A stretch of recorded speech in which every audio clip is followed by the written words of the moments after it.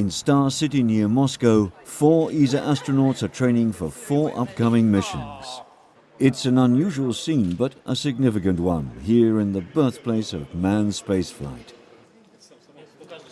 It's a serious time for Samantha Cristoforetti from Italy, who'll be launched to the International Space Station at the end of November for a 6-month stay. These final exams in Soyuz spacecraft operations mark the end of her training. Soon she'll be flying to orbit for real.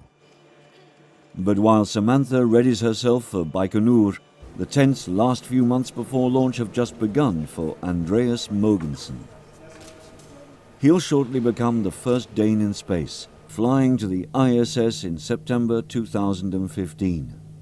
There's a rigorous training program to go through for the 11-day mission, starting with Russian classes.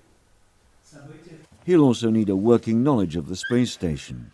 Star City is the only place to learn about the Russian modules, as well as being a great adventure for this new astronaut. Here in Star City, I'm using most of my time in the Soyuz simulator together with my commander. Suddenly it's starting to feel a lot more real, when you're sitting in the Soyuz and you're really going through the whole launch and landing sequence. You can feel that you're getting close to the date, and it's very, very exciting. Soon after Mogensen returns to Earth, Tim Peake will start a long-duration mission, blasting off from Baikonur in November 2015. Like his colleagues, he's taking language and theory classes at Star City and has learnt how to put on the Sokul spacesuit in the cramped environment of the Soyuz orbital stage. Peake will be the first British astronaut to visit the ISS. His experience flying military aircraft has been useful in preparing for the upcoming mission. I find my background as a pilot very helpful. Actually, when you jump in the Soyuz simulator behind me, things are very similar. You follow your board documentation, you practice for off-nominal situations, and you work as a team, work as a crew, just like you would on board an aircraft. Thomas Pesquet is the youngest member of the European Astronaut Corps. He's also in training for a long-duration mission to the station, scheduled for 2016.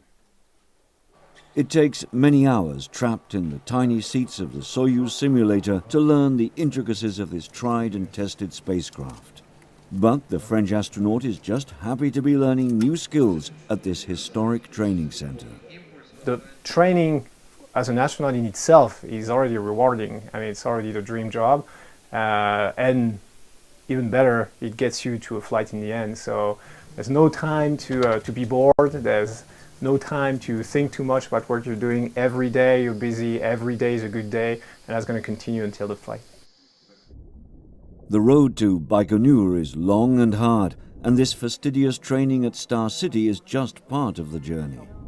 But the rewards are many, and by adapting to their new careers, ESA's latest generation of astronauts will earn a place on board the first international laboratory in space, where they'll gather new data and spaceflight knowledge for ESA.